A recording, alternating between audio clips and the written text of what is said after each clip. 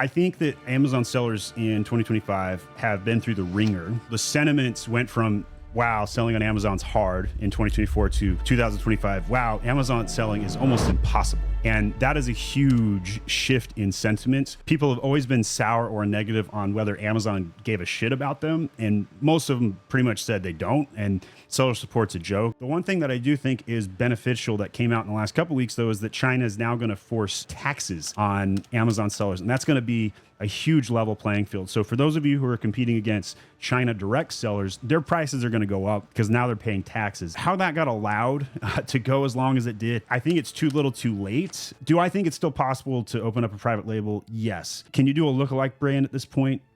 Man, it's going to be harder than ever to do a lookalike brand, like very difficult to pull off in 2025. Having said that, take a brand like Zipstring. This is a personal friend of mine. He was a client as well. I go to church with the guy. He got on Shark Tank. They're off the charts, like just crushing it on Amazon. Now, why? They invented an entire genre of toys. String toys. And when they were on Shark Tank, they're like, yeah, we're going to push the string toy genre. And one of the shark looked them in the face and like, every person who comes on Shark Tank says they're making a genre. Well, Zipstring literally did make a genre. You got to keep going, right? You got to be the cool, stringy, floaty, scientisty, geeky product. That's the investment I want to make. My point of this story is that if you can make a new genre on Amazon, you'll have a 2-year run rate until China copies you.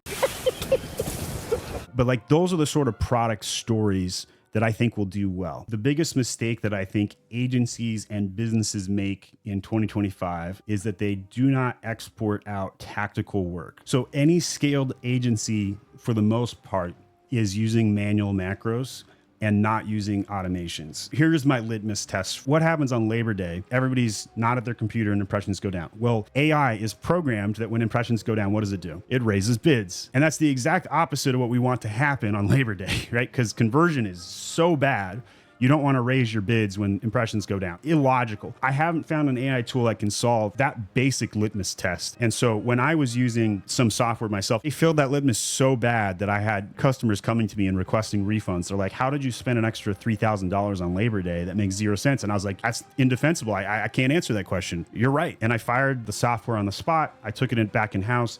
And I've been using macros ever since. Your PPC side is best outsourced to an agency, or internally, you must have an actual PPC expert who's willing to do those things that you're describing. Now, the one exception to this is auto campaigns are so good at Amazon. They're outperforming most manual campaigns in 2025. And it's a little bit of a black box. You have to add negations, but it's easier to manage because of the very things that you spoke to. I believe process is more important than expertise at the individual level. We have thousands of SOPs. We have thousands of different procedures. There is not anything undocumented at my company. And I've trained everybody on how to document. And we spend a lot of time in press to keep those things updated. And that's been very effective for us. So that's like the structure at large. Recruitment is something that I index on very heavily. And I think a lot of prolific content creators who are founders as well speak to that recruitment is one of their top initiatives. I don't go poach from other agencies. We typically home grow almost everything. And so my YouTube channel allows for a lot of internal applications. I'll give you my number one hack right now.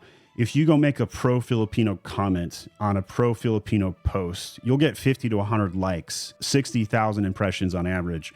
And you'll start getting DMs on LinkedIn to scale some of those things. So they're a very nationalistic country. I recommend an account at onlinejobs.ph. I recommend having a system so you can funnel people in. The first thing that we have candidates do is take a culture index survey, which takes 8 minutes, ask 2 questions. We only hire 63% of personalities. I have like every layer documented. I know exactly what my conversion rates are. I know what my fall off rates are, and I know who I'm attracting. I'm looking for people that love learning and education. And so we typically hire people who haven't had a VA job before. We train them from the ground up. They stick longer. They're more loyal. We have a lot more success with that. Indeed, I got to tell you, is way under index on hiring out of the Philippines. People need to tap that. And then Facebook, very surprisingly high amount of engagement there. LinkedIn is not great for Filipinos as compared to the other 3 platforms for scaling questions. Being pro-Filipino so people know that you do this will attract tremendous amount of talent just to start with.